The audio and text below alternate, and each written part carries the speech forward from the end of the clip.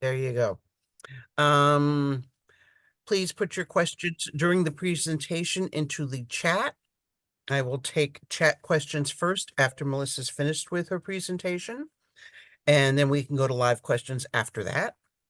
Have I forgotten anything, Melissa? Oh, I will zoom over to my browser, copy the URL for the handout. Somebody has turned on closed captions. They're really handy. Okay, computer, I've already seen that. Make that go away. There we go. And make that behave. There we go. The handout can be downloaded from the URL I just put into the chat. I'll probably do it a couple more times during the talk. And I think that's enough of hearing me. We are now going to hear Melissa, the archive lady, talk about cool things you can find in museums that might have to do with your family history. Take it away, Melissa. Thank you, Janice. Let me get myself set up here. Take me just a second. All right, there's that. Then I got to get rid of this and get rid of that. Okay, thank you for coming to this presentation. I hope you enjoy it. It's one that I put together because I actually came late to the idea of researching in museums. And if you work in a museum or museum curator or volunteer, I'm going to apologize now because I find that museum curators actually don't like me to talk about researching in museums because there are some museums that aren't necessarily open to researchers, although I find it amazing that there are some people that actually do research in museums. So we're going to talk about that. The point of this presentation is that records can be absolutely anywhere. I find genealogists, and I'm including myself in this, we kind of get lulled into the fact that either everything is online or we just don't know what the records are, so we just kind of give up and go on. Think that we're never going to find it. We've got to keep going. We cannot give up. I have found records in some of the oddest places, places where they don't belong, places where I never would have thought to look. And so we really have got to look everywhere. If you are a dedicated genealogist, I am one of those. I research everyone in my family and then anyone and everyone who's connected to the family. And so I look everywhere. And then I work in an archives. I've been doing genealogy research for 34 years. I've been a professional genealogist for 20 years, and I've worked in archives for 13 years. So I have been doing this for a long time. And I'm telling you, records are everywhere. And there are a lot of records that actually still exist that you may think no longer exist. So let's get started. So if you have attended my presentations, either with the Jewish Genealogical Society or other places, you probably have seen this before. And so this might give you a chance to go get a glass of water, get a cup of coffee to get ready for the rest of the presentation. But I include this in my presentations, many of my presentations, because there are some that have not seen this. And honestly, you cannot talk about archives enough. And so we're going to talk about archives. What is an archive? The Society of American Archivists defines an archive as an organization that collects the records of individuals, families, or other organizations. A very broad definition. Let me put it to you this way. If there is a building that has records in it that they are preserving and they are making available to the public, that is an archive. They may not have the word archive on their building or archive in their name, but if they have records, we as genealogists need to be accessing them and researching in them. So some kinds of archives. I cannot tell you all the different kinds of archives out there, but I'm going to give you these ones that you can look for. A county archive. That's where I work.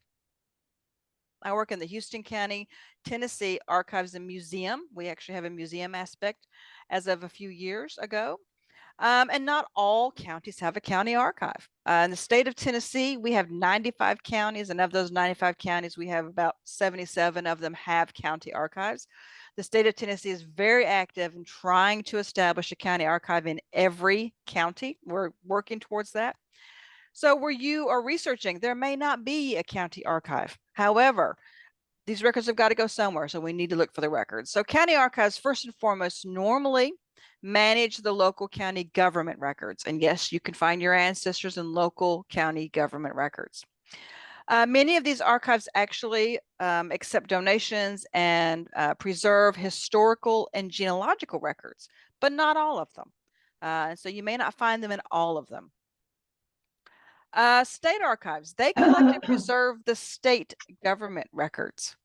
And if, yes, you can find your ancestors in those state government records as well. But they too also accept donations of historical and genealogical records. And one thing that you might find is that records that are supposed to, you think, are supposed to be at the local level, they may be at the state level. Why is that? Because many times at the local level, there may have been no place for these records to go. And so either the government themselves or local families, persons, businesses, churches, schools actually just transfer these records to the state level. So what you're looking for locally may actually be at the state level. Here is a photograph I love to share just about in all of my presentations. This is the Tennessee State Library and Archives. This is my home away from home. We just opened this new archive a couple of years ago, and it is a state-of-the-art facility. It has records in it from every county across the state of Tennessee and North Carolina. Why is that? Because Tennessee was once part of North Carolina. The entire state of Tennessee before 1796 was the state of North Carolina. They also have records from all the other states that touch Tennessee. They are very, very cognizant of the fact that many of our Tennessee ancestors live very close to borders. And so they actually have records from those other states as well. So if you're doing research in a state that borders Tennessee, I would suggest you check with the Tennessee State Library and Archives. So historical societies, genealogical societies, these types of societies also collect and preserve records. If they have a building with records in them and sharing with the public, they are a type of archive. Another thing I'll tell you about historical societies and genealogical societies, their members are extremely knowledgeable. If you get the chance to talk to the members of historical and genealogical societies, do it. Many of them, especially if they were born and raised in the area, not only can they tell you about local history, maybe even talk to you about some of the families that live there, but they're going to know where the records are, whether they're sitting in an archive very nice and pretty and processed and ready for you as a researcher, or if they're sitting in an abandoned building and have never been touched for decades. They're going to know where the records are located. And genealogical societies are fantastic. Historical societies sometimes will just only, not only, but will mainly talk about the history of the area, but genealogical societies hopefully are talking about families and the genealogical information that they may have in some of their archives. These archives may be one little room in a library, or they could be nice big buildings. So this is why we need to be looking at these places. Here's an example of an archive that doesn't have the word archive on the building or in their name, or if you drove by it, you would never believe it was an archive. This is the Polk County, Tennessee Historical and Genealogical Society. Polk County in Tennessee was named for President Polk. And so here is their Historical and Genealogical Society building. Looks like a house. If you were to drive right by it, you'd think, well, that's just a house. And so they are an archive. They have records in this house, in this building.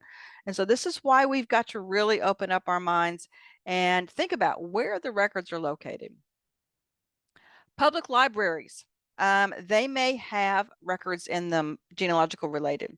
I'm finding in a weird way, genealogists are starting to move away from public libraries. Maybe because they're thinking everything's online. I don't know. But maybe they have a genealogy room full of records. Maybe they just have one shelf with genealogy reference materials on that shelf. They could also have actual records. And when I say actual records, I mean like actual original records, such as scrapbooks and diaries and photographs. Sometimes these are in collections called special collections. We need to be utilizing our public libraries. I'll tell you another tip about public libraries. Many of them, if they can afford it, also subscribe to online genealogical databases such as Ancestry.com, newspapers.com, Fold3. And if you have a library card, many times you can access those databases with your library card from home. And so check when you're looking at the public libraries, check for that. University and college libraries and archives. When was the last time you did research in one of these? If you said never or forever ago, you need to go back and look at these. Many of our colleges and universities have libraries and archives on their campuses. Yes, they're going to have the university's records, they're going to have student records, but guess what? They have local historical and genealogical records as well. Just like state archives, many times there was no place locally for these records to go. And so they ended up at a local college or university. Also, alumni, they will donate what are called their papers, which is their personal papers, their old correspondence, their diaries, their scrapbooks, their photographs to their college alum. So when I talk about records that are where they're not supposed to be, many times if you have an ancestor that lived in one state, but they went to college in a different state and they donated their records to them, that's how records get where they don't belong, or we don't think they belong there. Here's a photograph of the Pogue Library at Murray State University in Kentucky. I've done research here a lot. This room is actually humongous. This is a photograph that I took of only one side of the room. Fantastic, beautiful place to do research. I actually discovered vertical files when I went on a research trip here. And so we need to be looking for these libraries and archives on our colleges, university campuses. Many of them have more than one. And you can gain access. You do not have to be a student to gain access. They are filled with genealogical records. Church archives. I've talked about church archives in the past if you ever watched one of my presentations in more detail. Church archives are fantastic. Now, the records may still be located at the local church, so you may want to check with them. But there are church archives dotted across the United States and across Europe, and they have records for a particular denomination or religion. And so if you're very fortunate to know what religion, what denomination your ancestor was part of, then these church archives will be very beneficial to you. And so here's an example of that. This is the Cumberland, or the historical foundation of the Cumberland Presbyterian Church in Cordova, Tennessee. Cordova is actually just outside of Memphis, Tennessee, and they archive the Cumberland Presbyterian Church records. Now, but you're thinking, but my ancestors aren't from Tennessee, so why should I research in this church archive? Susan Knight Gore, who is actually the archivist at this particular archive, travels from city to city, state to state, picking up old Cumberland Presbyterian records from these churches and bringing them back to this archive. So never think that maybe because I don't have ancestors from this particular area that you may not have records in that archive. Another one is the Southern Baptist Historical Library and Archives. This one's located in downtown Nashville. I've been to this archive many, many times. Fantastic place. They have records from wherever there was a Southern Baptist church. So a great source. Ethnic archives. These are fantastic learning resources. Maybe you aren't going to find an actual document with your ancestor's name on it, but what you will find is you're going to find information about learning the ethnicity of the people you're researching, which is extremely important to our genealogical research. It will help us to understand our ancestors, understand who they were, what they experienced, and maybe even why they did what they did.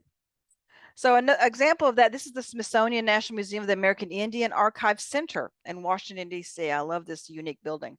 It is a museum as well, but it's an archive. It has archived records in it.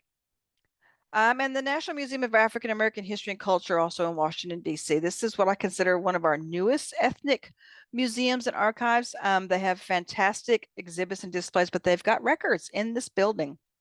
So this is what I'm talking about, museums having records. So another kind of archive, and this is where we're getting to museums. Have you ever thought about researching in a museum? I actually came late, like I said, to researching in museums. But they also collect and preserve historical and genealogical records, photographs, artifacts, scrapbooks, diaries, even things like quilts, and all kinds of three-dimensional items. So we cannot forget the museums. So the term archive is not solely used to represent the type of archives that we as genealogists think of most of the time. The term archive actually can be used for anywhere where there's records. And so we need to be thinking about that. And we're even talking about museums. So let's talk about museums. So the Merriam-Webster dictionary online describes a museum as this, or defines a museum. A building in which objects of historical, scientific, artistic, or cultural interest are stored and displayed. And that's true. However, I would like to add to this definition where genealogists can do research, because this is where you can also find documents, photographs, scrapbooks, old correspondence, old letters, things that have our ancestors' name on them, things that are going to help us tell our ancestors' story. So let's talk about, just like archives within museums, there are types of museums.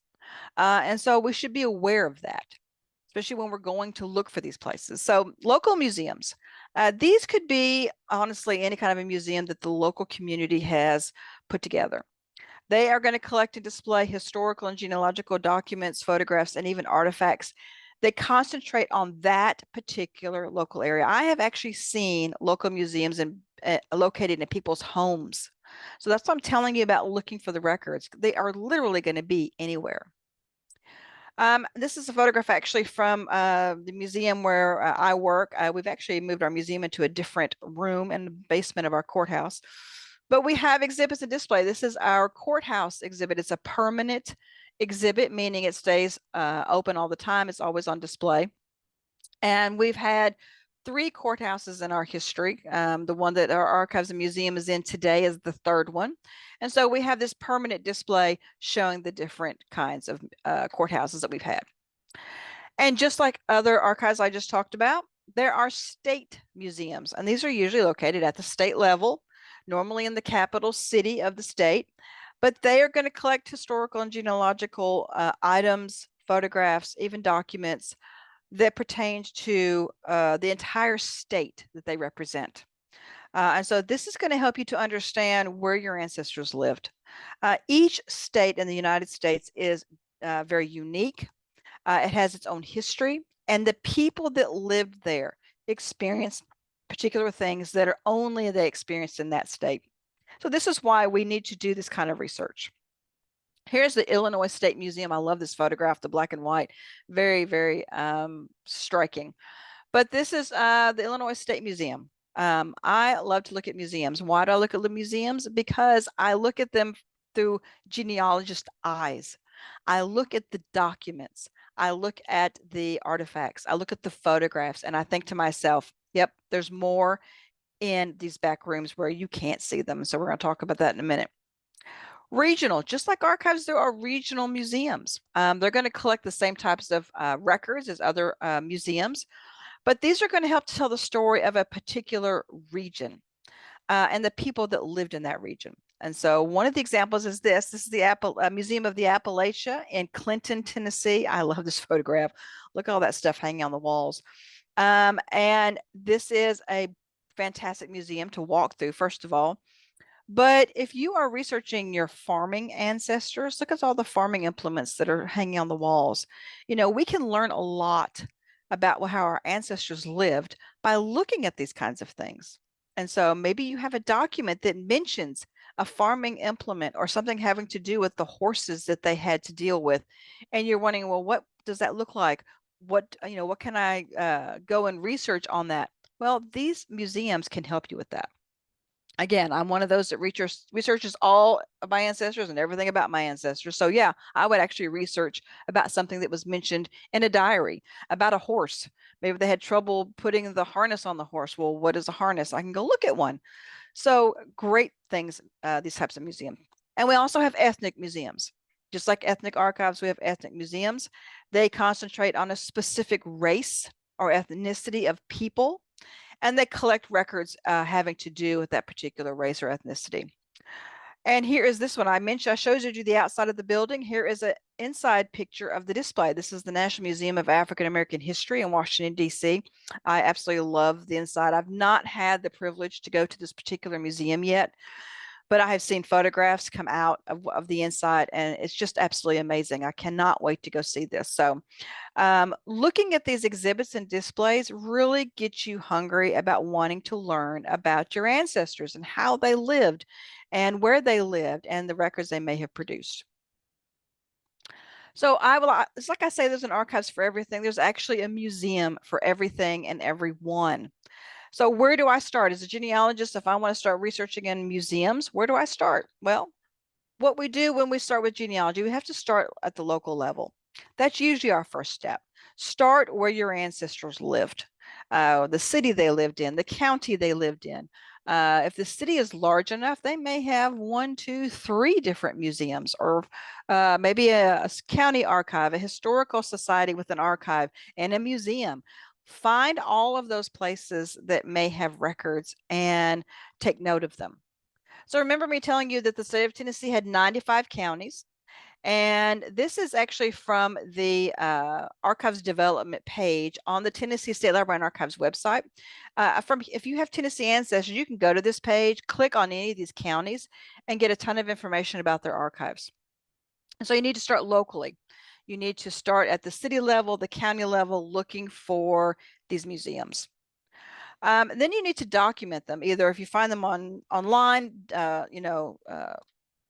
make sure and document their websites. If you find them contact information, find their contact information, document that. If you get an email address, their social media pages, you need to find all that information so that you can communicate with them. One thing I tell genealogists is that I hear all the time, I can't travel. I can't do the research because I can't travel. I get that. I really do. Because you know what? I don't travel either. I don't like to travel. I like to stay where I'm at. And not only that, but I work full time. So for the past 34 years as a genealogist, I live in the state of Tennessee, but my ancestors are not from here.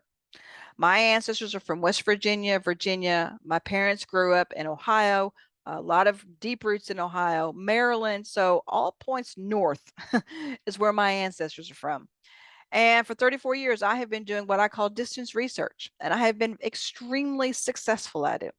Why have I been extremely successful at it? Because I didn't give up and because I realized I'm not going to travel. And so I'm going to have to figure out a way to do this. And how do I do this? I use email, I use the telephone, I contact them through their website, through their social media pages. And yes, I even write or type letters and mail them in the mail.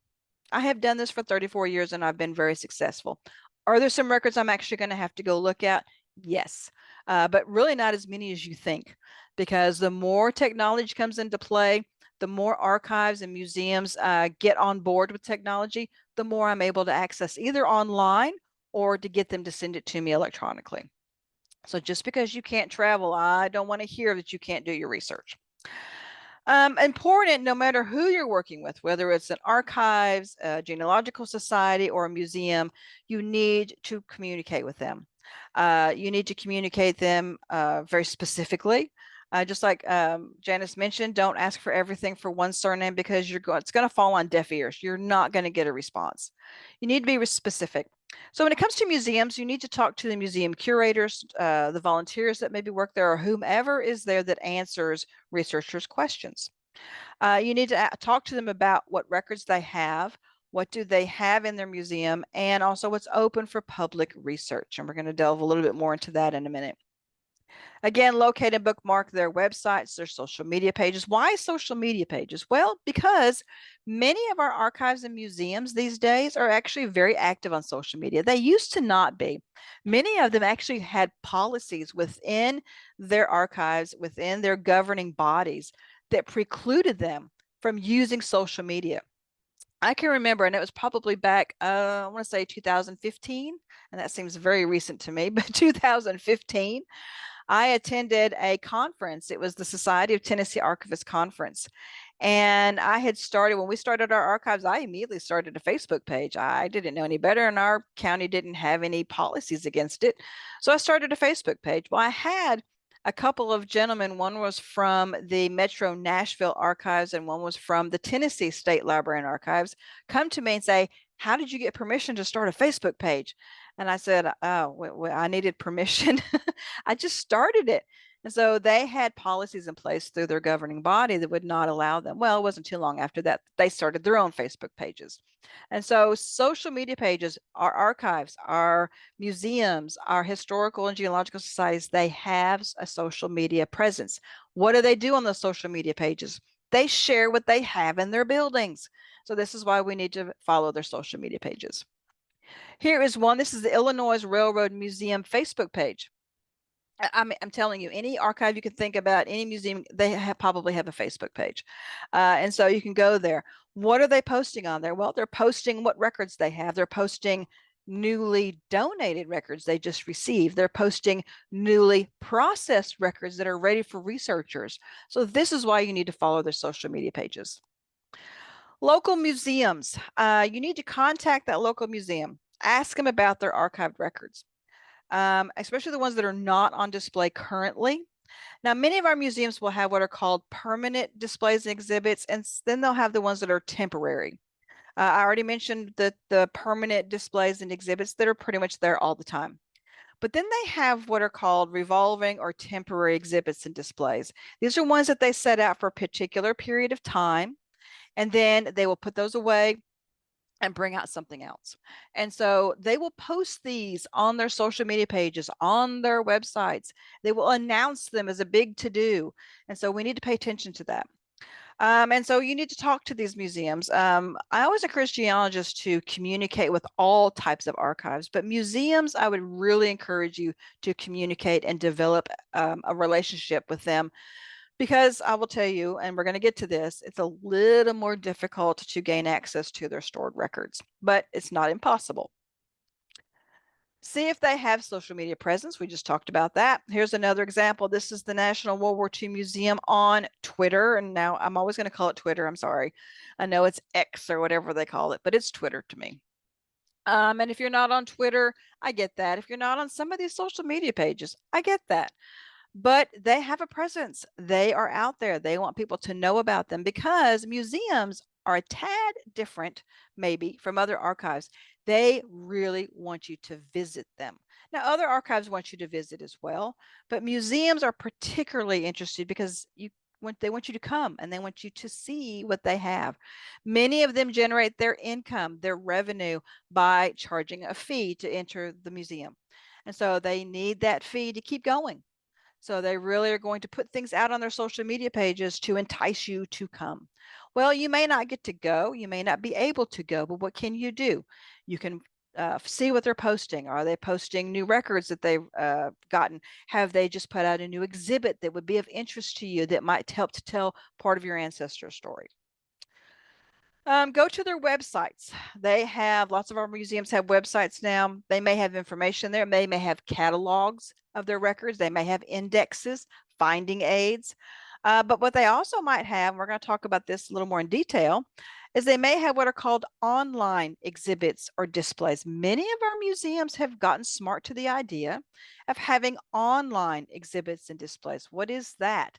Well, just like you would go to a museum and walk through and see what is on exhibit or display, many of our museums are actually putting digital, virtual exhibits and displays on their websites, and they're fantastic. So look for those.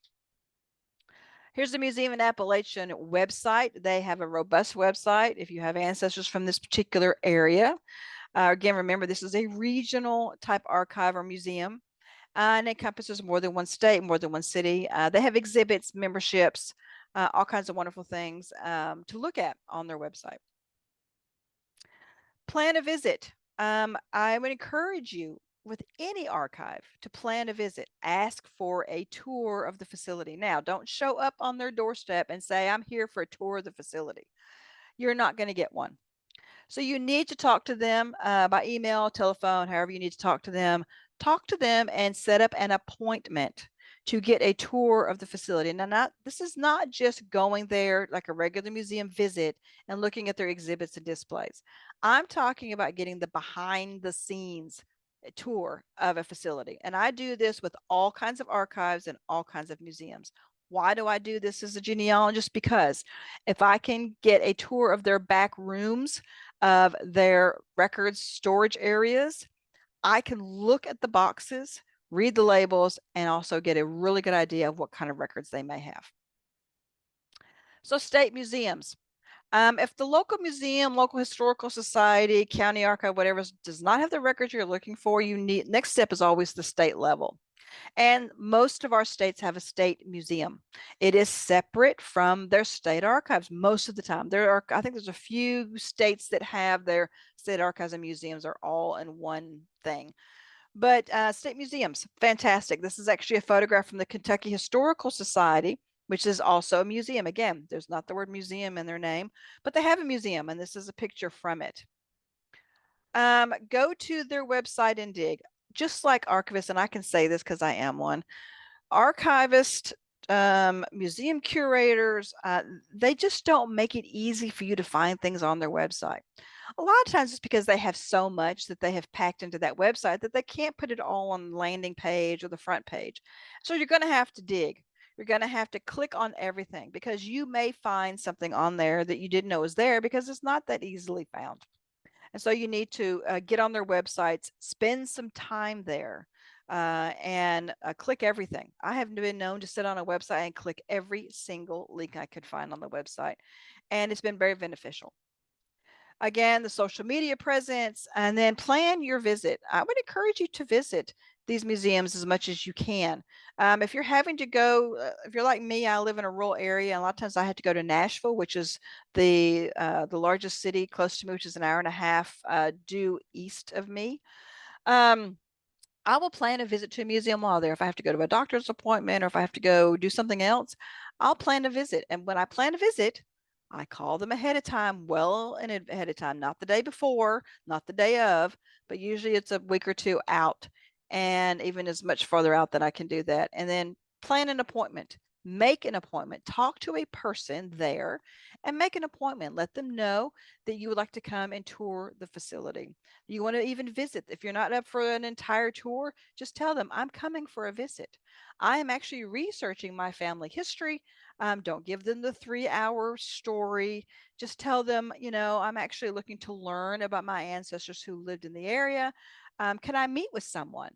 And they would gladly meet with you when you're coming to the museum. And they also might be able to help you find those locally smaller museums in the local area if you can't find them.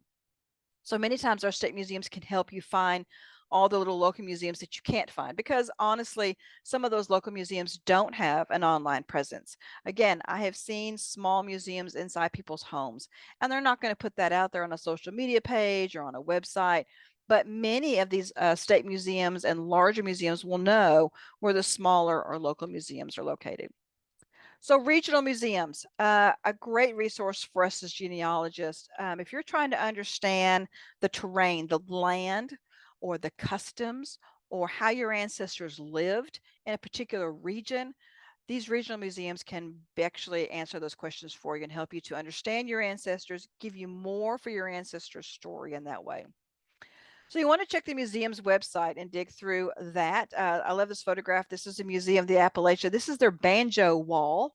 If your ancestors, like my husband's, not mine, my husband's ancestors were very musical. And so I have some documents where they're talking about particular musical instruments.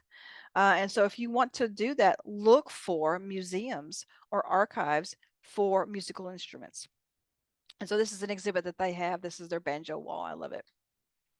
Again, check to see if they have a social media presence, and again, contact them and get a tour. Contact them and talk to them about what they have, what resources they have. First of all, ask them about online resources. That is very easy for them to send to you in an email, to send you links. Tell them you're on. Tell them, so I've been on your website. Do you have this? I can't seem to find it. If they don't have it, they'll tell you. If they do, then they'll send you a link so you can find it pretty easy. Ask them, do you have social media pages? What are they? Where are they? Because sometimes when you're looking for these museums on social media, then their name they've given to their social media page is not what you would actually think to search.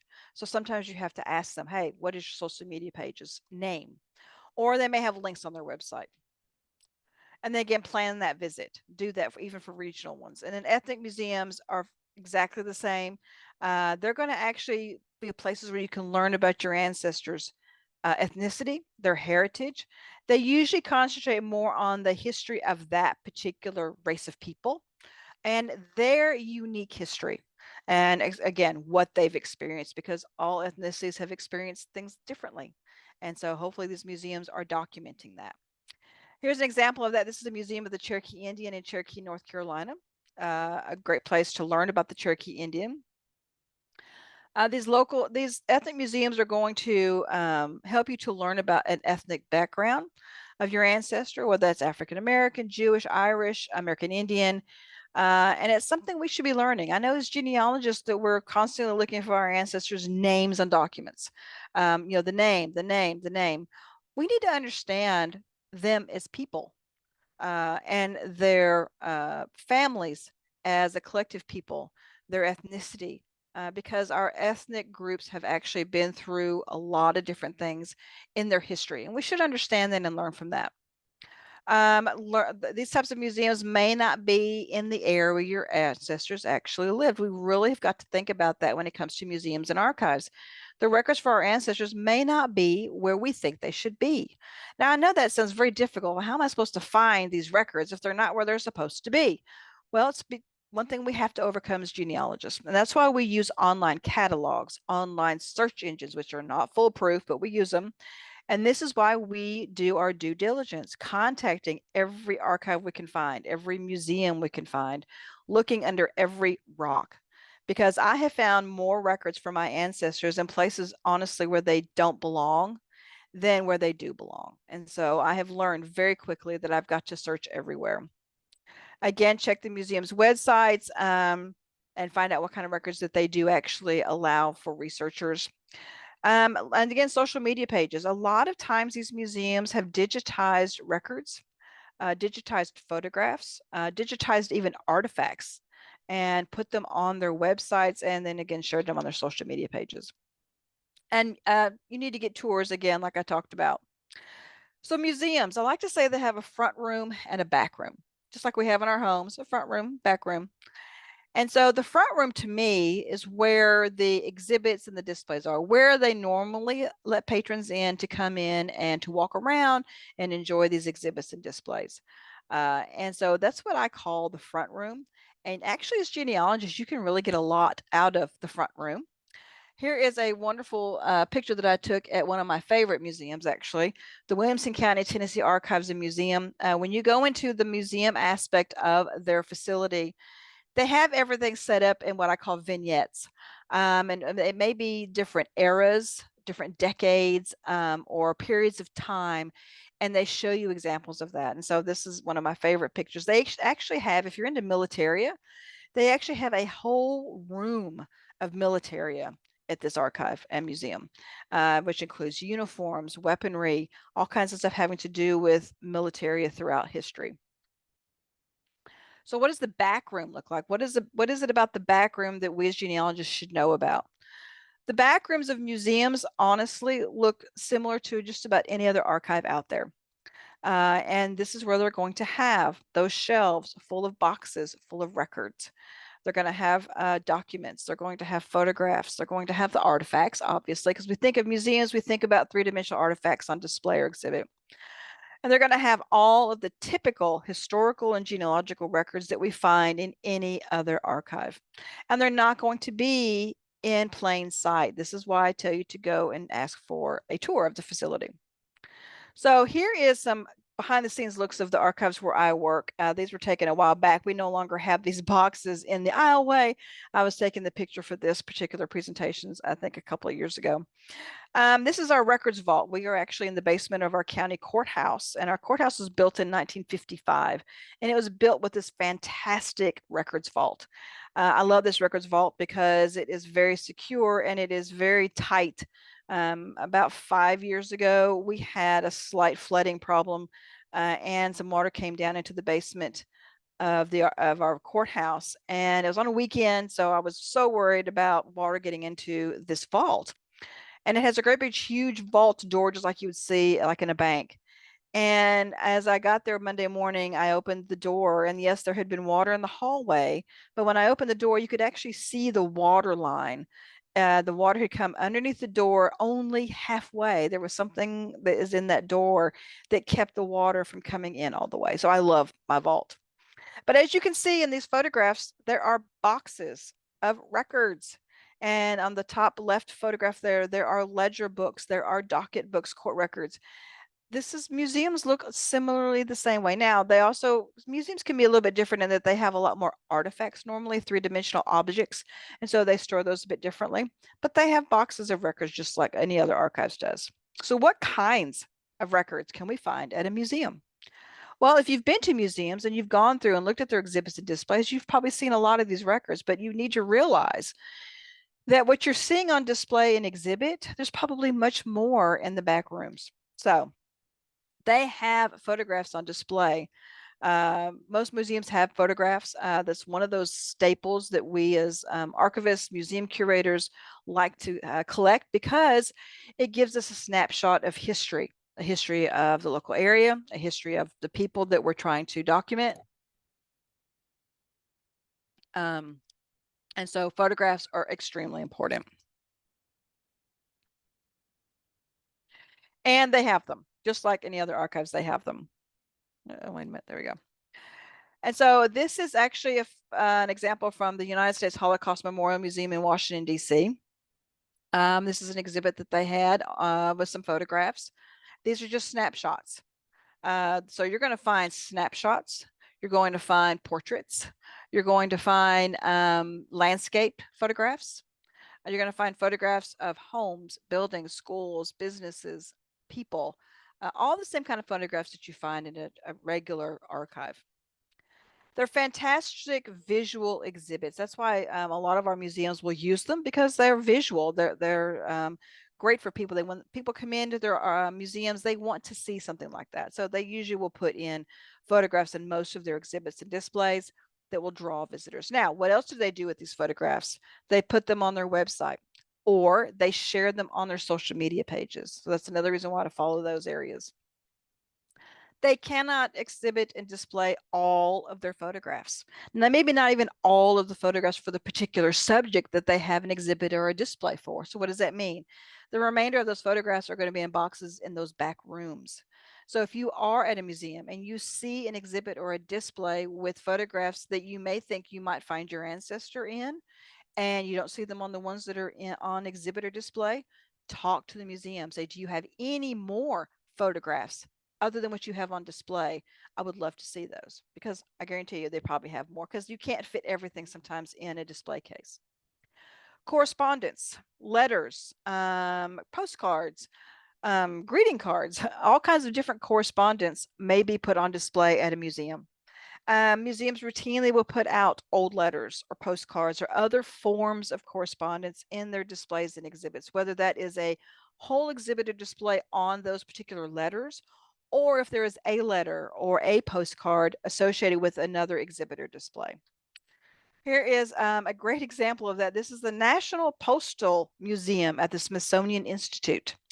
This is a whole wall example of postcards, picture postcards. And so you may come across a lot of postcards, letters, things like that at a museum that were written by people. You may find your ancestor depicted, especially if it's a local museum. Wouldn't that be interesting and neat to find? And again, just like with photographs, if you find a letter on display, that may not be all of them.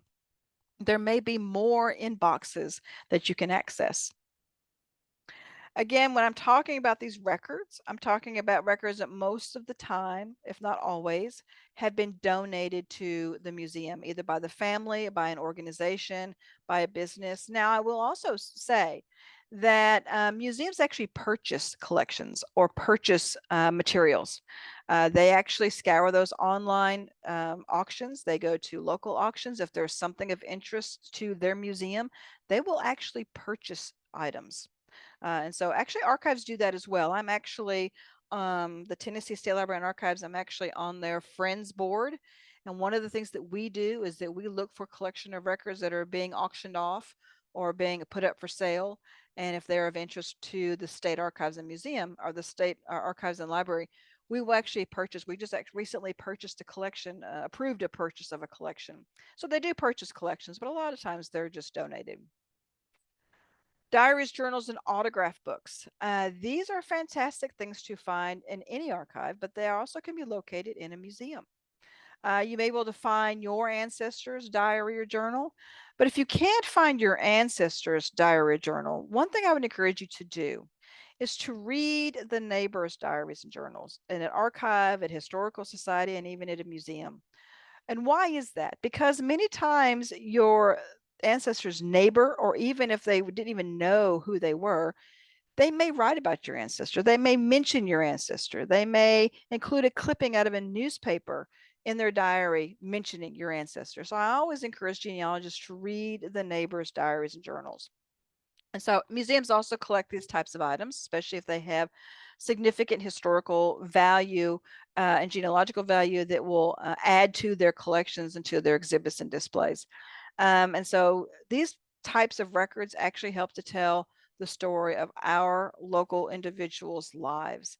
Diaries and journals may not be 100% accurate. Even as they're writing it, sometimes they fudge things, or sometimes they might elaborate a little bit more on things, but they're the closest to the event sometimes that we have, and that we can go by that.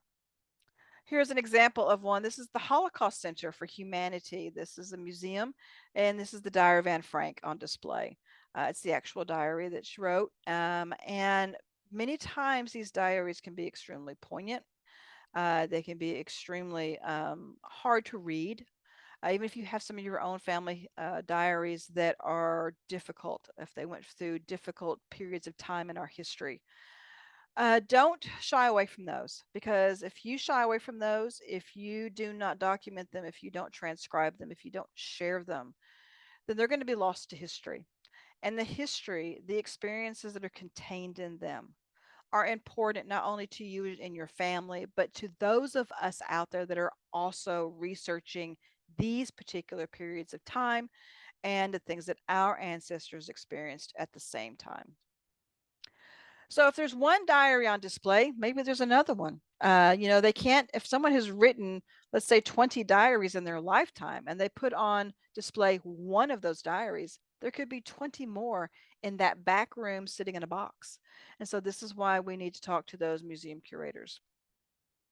And so many times these museums, when they're thinking about doing an exhibit or a display, especially the temporary ones, they will do something on a specific subject matter or a specific event. Maybe it's an anniversary of a local something that happened, or an anniversary of a national event or a world event. And so look for that on their social media pages and their websites, because that may be when you find that piece of documentation you're looking for. How about military records or military museums? Not all museums house military records or artifacts. However, you might be surprised by the museums that do have these records and these types of materials. This is actually what I would call a pop-up exhibit.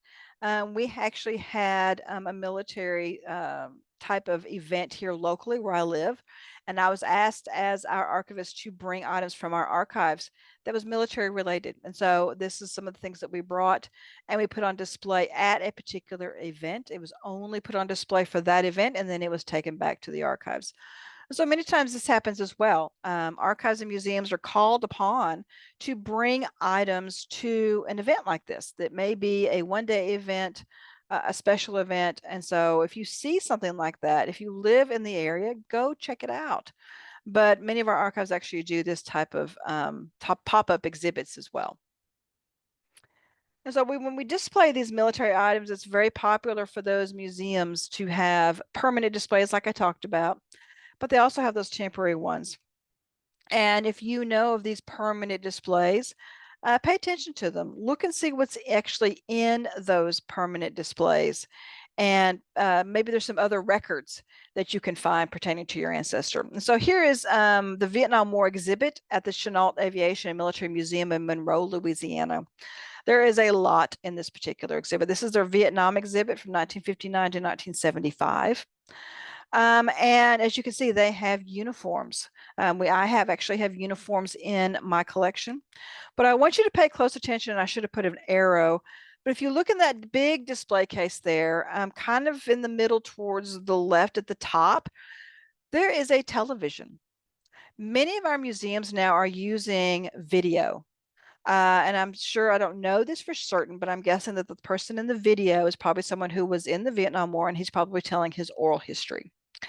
That is something that you should think about. Many of these museums contain oral histories, whether they are in video format, written format, and you can actually gain a lot of knowledge from those particular oral histories. And just remember that whether it's a military exhibit, whether it is an ethnic exhibit, any kind of exhibit or display, most of the time it is just the tip of the iceberg of what this museum has. Sometimes it's all they have. Whatever's on exhibit is all they have, maybe because it's a very small collection. But the majority of the rest of the collection is going to be in those back rooms and something that we would like to gain access to. So behind those closed doors, when you go into an archives or even a museum, but if you go into an archives especially, you go into what's called the research room. And in that research room, you have the tables and the chairs where you sit.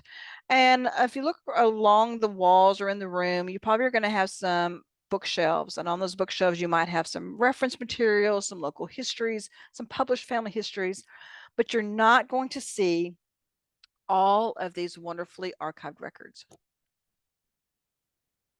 They just can't put them in the research area. There's just too many of them.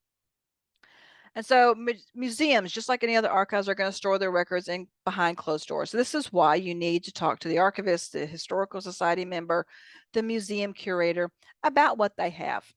They may have so much that they can't tell you about all of them, but you can talk to them and maybe narrow it down to what you're looking for. Many of these records you're going to find are going to be original and unique. They're going to be records you're not going to find in any other record source. These records normally cannot be replaced. So if they're damaged or stolen, a lot of times, this is why some archives and especially museums won't or will curtail researching in them. But don't give up on that. Work with them. And so many museums, just like archives, if they're very large, they have off-site storage areas, which means they have records stored at the facility where they have the exhibits in the museum, their main building, but they may have so much that they have to store things in another building, either next door or across the street or even 2 streets over, because they have so much that they have to store them in other places. This is important to know as a genealogist. The reason being is because if you're going to come to do research, if they've allowed you to come and to do research, you need to set up an appointment. Why is that?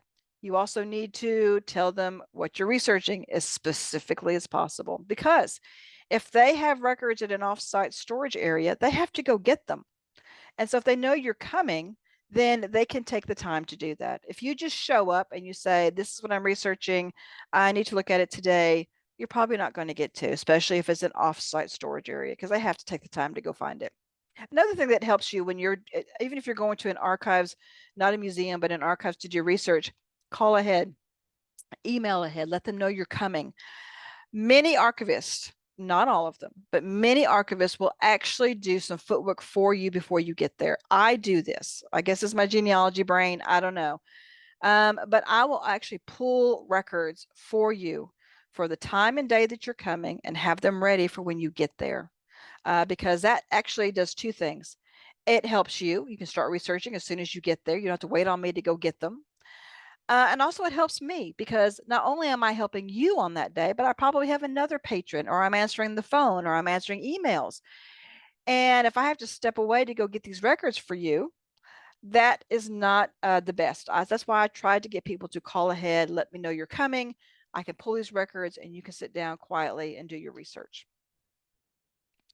Establishing a working relationship with any of these people who are over these records, whether it's the archivist, historical society, museum curator, whoever it is.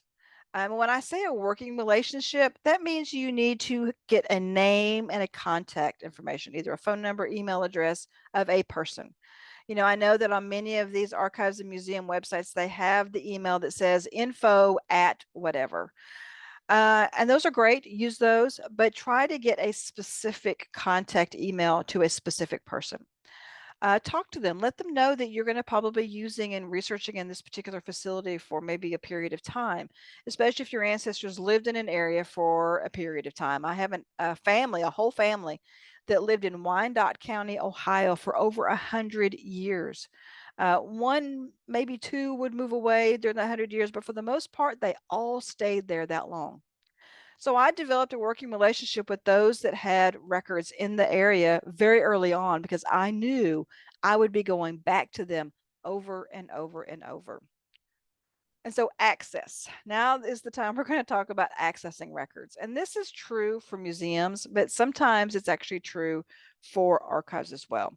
One of the things that I've noticed since COVID, especially in the archives world, is during COVID, especially when we were coming out of COVID, they were either shut down or they only allowed by appointment only.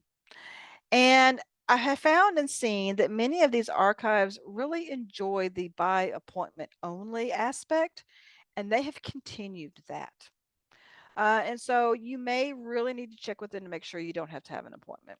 So let's talk about access. And we're talking specifically in museums. Each museum is different. They're unique and different. They have their own rules and regulations on who can access records and who cannot, or if you can at all.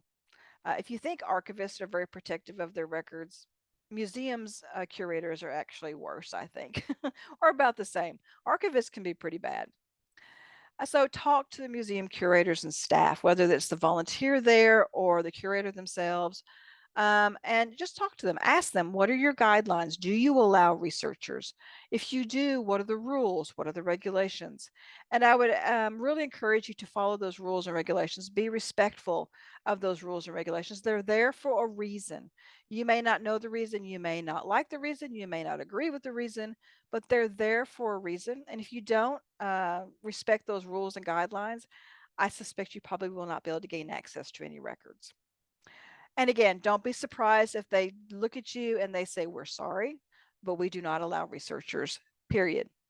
A lot of our museums are that way. They're just not, they don't see themselves as research repositories. However, I still say don't give up. Don't be belligerent. Don't be ugly about it, but continue to work with them. Continue to communicate with them. Continue to visit them if you can. And I think if you develop that relationship, I honestly think that maybe you won't gain access to the records, but I think those museum curators and volunteers might help you.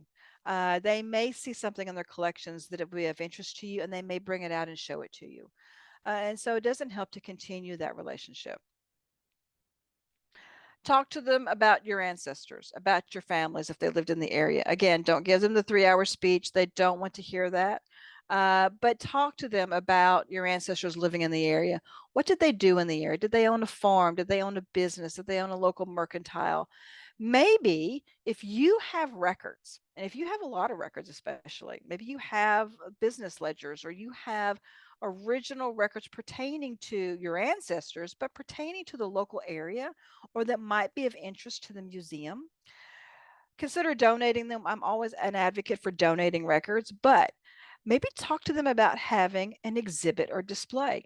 You loaning the material to them and allowing them to put those materials on exhibits or display. Now, there's a lot of rules and regulations that go with that coming from the museum aspect, and you may be very standoffish about doing that, but museums usually take care of materials very well.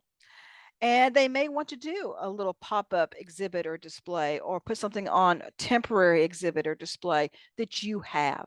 We as genealogists have a tremendous amount of records, documentation, photographs, and even artifacts such as our grandma's quilt, or we have scrapbooks or diaries that not only pertain to our ancestor, but pertain to the community at large. And so maybe offering the museum these materials to put on display for a brief period of time is another way to communicate, to develop that relationship, and then maybe you'll get to see some of the records they have in those back rooms. So let's talk about museums online. I'm a huge advocate to getting into these archives, these archive records, but we all know that there's a tremendous amount of information online. And guess what? Museums are online too. You can actually find a tremendous amount online when it comes to museums. So many of our museums have an online presence. They have websites, social media pages, and more of our museums are digitizing their records. They have come to the conclusion finally, just like archives, that they have got to get this material out there, and they've got to attract visitors. Because remember, if they charge a fee to come into the museums, that's probably the only way they make their revenue to operate their museum. And so if they can put a few things out there to entice researchers or to entice people to come to their museum to pay that fee to help with their revenue, they're starting to do that. And so they're going to put these digitized records out there, which means that's great for us. We can see what they have. So get on their websites or social media pages, get click happy, click on everything on those websites. Don't be afraid to click everywhere on that website to see what they have. Utilize those search features. Many of our museums' websites have search features or a search bar. Just remember, it's not foolproof. It's not going to find everything on there. It's not going to give you every hit that you're looking for. So don't just rely on that. Go to their catalogs and search their catalogs page by page if you need to. Use the Ask the Curator, Ask the Librarian, or Ask the Archivist button that is on their website. I've actually found that since COVID, they answer quicker. I think during COVID, they got really used to answering these because they couldn't actually work with patrons. They were either in their buildings working with the door shut or maybe working from home. But it has carried over, which is a good thing for us. And so use these buttons if they pop up or if they're on their websites and ask your question. Again, be specific, be short, but ask the question. So online museums use websites that they use, that they contribute to. And in parentheses there, if you look at the handout, I have included these in your handout, I believe, with links. And so that will help you to find them. So what are those places online that museums and archives and even larger historical and genealogical societies contribute material to? First is Archive Grid. If you've never heard of that, please go check it out. What do they contribute? Well, many times they contribute links to their websites or links to their social media pages, but they also contribute links to their indexes, links to their finding aids, and links to their digitized material and online exhibits and displays. Internet Archive is another one. Accessible Archives, HathiTrust, the National Union Catalog of Manuscript Collections, which we in the business call NUCMUC, and then the big ones, the Library of Congress and the U.S. National Archives.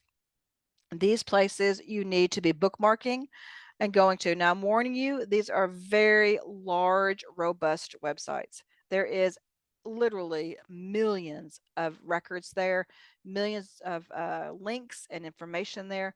And also you need to keep in mind, not all museums, archives, historical societies contribute to these websites. So if you see a museum not there that you know about, and that's what I'm telling you, they don't all contribute. It's those that have decided to contribute to these particular websites that have done so. But there's a tremendous amount of information here. If you're have not been to these websites and are not using them, you should be. Be on the lookout again for virtual exhibits and displays. They should be announced on their social media pages or on their websites. And I'm going to show you some examples of that. And you're going to be very surprised because many people don't know that this is out there. And this is just one place that has this. There are many of our museums and archives that have these kinds of things. So we are at the Tennessee State Library and Archives website. Again, if you don't have Tennessee ancestors, I understand that, but listen up because not all this has to do with Tennessee, even though it's on a Tennessee website. So a few years ago, we commemorated the 150th anniversary of the Civil War here in Tennessee. And the Tennessee State Library and Archives did a fantastic project. They actually did a thing called Looking Back the Civil War in Tennessee. And what did they do? They actually traveled to every county in the state of Tennessee. And remember, I said we have 95 counties. They did this in, I think, a couple of years. Actually, anyway, so they traveled to every county. They advertised before they went there that they were coming with their equipment. And they wanted everyone to search their closets, their attics, their basements, and bring to them all of their Civil War documents, photographs, artifacts, materials, anything having to do with the Civil War.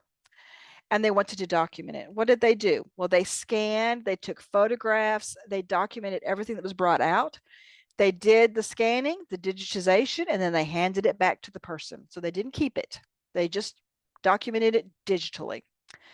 But what they did is they didn't say only Tennessee Civil War materials. They said anyone who has any Civil War materials, please bring it. So that means if someone brought something from the Civil War that was from Wisconsin or New Jersey or New York, they documented it. So that's why I'm telling you, if it has nothing to do with Tennessee, you still need to check things. So what does that look like on an online digitization project? It's difficult to share in this capacity. However, when you go to this particular online exhibit or digitization, this is what you'll see. And you'll see that this is documents, three-dimensional objects, photographs, medals, even bullets. And so great place to find Civil War memorabilia, documents, and photographs that have been digitized. And again, remember, I'm looking here, where is one that is not Tennessee? Let's see here. Well, if you look, 1, 2, 3, 4, 5, 6, 7, the eighth one, top row, eighth one to the right, that is a Civil War reunion pins and badges of Sergeant Charles Ward, Company E, 60th Indiana Infantry. The one next to that, Company E, 11th Illinois Cavalry Regiment pin. So there's things on here that have nothing to do with Tennessee because they wanted to document anything Civil War. So that's Civil War. Well, guess what? They did it again. The Tennessee State Library Archives did it again when they commemorated the anniversary of the war of World War One. They called it Over Here, Over There, Tennesseans in their First World War. They did the exact same thing. They traveled to 95 counties. They asked anyone with any World War One documents, photographs, or memorabilia, no matter if they're Tennessee related or not, and they digitized it and put it all online for free for anyone to see. And so here again, here's what it looks like. They have letters, they have photographs, they have three-dimensional objects that they took photographs of. And many of our museums and archives have done similar projects, and this kind of stuff is on their website. May not be that easy to find, but it's there. So here is a reality check for you. On statistics say there's only 5 to 10% of the world's genealogical records online. Personally, from what I have seen, I think that percentage rate is less than 5%. So what does that mean for us as genealogists? That means that the majority of the records that we need to be finding are still sitting in archives and museums, and we need to be finding them and researching them. And so maybe many of these records are in museums. I would encourage you to be very respectful and pay attention to what I've talked about working with curators, adhering to their guidelines, their rules, even in an archives, because if you do that, you may have a better chance of gaining access. So thank you very much for attending this presentation. Please visit my blog, A Genealogist in the Archives. You can also find me on Facebook. Just search for the Archive Lady and email me later with any questions you may have. I'd love to hear from those who have attended my presentations. With that, I'm going to turn it back over to Janice to see if we have any questions. Well, so thank you very much, Melissa. As usual, fascinating. So far, the only question I saw in there was from me. Oh, okay. Because you talked about trying to get a backroom tour. Yes. On a practical level, is it easier for you to get a tour because you are a professional archivist than it might be for me, Jane Genealogist, who will say, "Who are you, and why should I let you in my back room?" Well, I honestly, I'll answer that question this way. I've only started getting tours in these facilities once I became an archivist. And so I will admit that, yes, I do say, hey, I'm an archivist. I'm visiting your area and I want to tour. But I have known I've encouraged genealogists for years to do this. And I've had people that have emailed me and said, hey, I took you up on what you said, and I actually got a tour of this facility. So I think, if you don't ask, you don't get. So ask. Absolutely. My mother taught me if you don't ask, the answer is automatically no, Exactly. because you didn't So, even yeah. try. Right. My experience is that many of these places love to give a tour. Now, they may not give you a tour of everything. And I wouldn't say, hey, I'm a genealogist, I'm looking for my ancestors. I would say, hey, I'm coming in, I'm interested in history, I'm interested in your museum, I would love to have a tour. And give them plenty of time. Contact them in enough time in advance. Maybe even a week isn't enough. Give them a month if you know you're going to be there, and make that appointment, and hopefully it'll be a great tour for you. Okay. I know that genealogy societies sometimes will actually try to do that too. Instead of just you doing it as an individual, try contacting them on behalf of a society you belong to and say, hi, Sure. our group Yeah. is interested in local history. Is it possible for us to get a tour? Sometimes I think some places are more set up for group tours or and already have that concept in their head. So that Yes. might be more acceptable than one individual person. Like, what do you want to do coming in here? I No. don't know. It's another And tactic, that's for sure. But if they're already doing tours, bring your group in for a tour. yeah. And also keep in mind too, many of these places, whether it's an archives, museum, historical society, a lot of times they will have what's called an open house. They will open up their facility for people to come in and see what they've got. And so always be on the lookout for things like that as well. Okay. Well, that was the one question I found in there, which, like I said, was for me. Does anybody else have questions? Go ahead and unmute yourself, raise your virtual hand, let me know you want to ask. Uh-oh. Silence. Oh, come on. One of you has to be nosy today. I'm nosy all the time, but I'm a pushy genealogist. You got to be nosy to be a genealogist, that's for sure. Oh yeah. Oh, and if you, I've told people like oh, I don't know how I could ever call anybody and ask a question. Okay, if you're not pushy and you're not nosy, it's going to be hard to do good work as a genealogist because It's not all right. the information is going to be handed to you on a silver platter on ancestry.com. That's for sure. Yeah, yeah. Let's see what, well, somebody made a comment. Somebody said something besides me. Oh, Janet Weber is a librarian. Ah, good deal. And I've been successful in getting to look in the back rooms of museums. Yay. See? Yeah. Cool. Of course, you also have a credential. Again, I wonder how Yeah. much of a Yeah. difference that does make. But until the rest of us try, we'll never know. We That's will right. not have Like I said, our like I own said, I've heard anecdotal from, evidence to judge by. yeah, and I've been teaching this for several years, and I've heard from several genealogists that have gotten tours. So I think you can. Let's see. Oh, I did have when you listed some of the broader archival repositories, um, you have Haiti Trust. Hmm. I think what you meant is Hathy Trust. Yeah, I know. Okay, because I looked I got at to change that. Haiti Trust. Whoa, No, is that only Hathy about Trust. Haiti? I think it's a lot of people pronounce it Hottie Trust, and so That's where I have or Hathi. I yeah, don't know.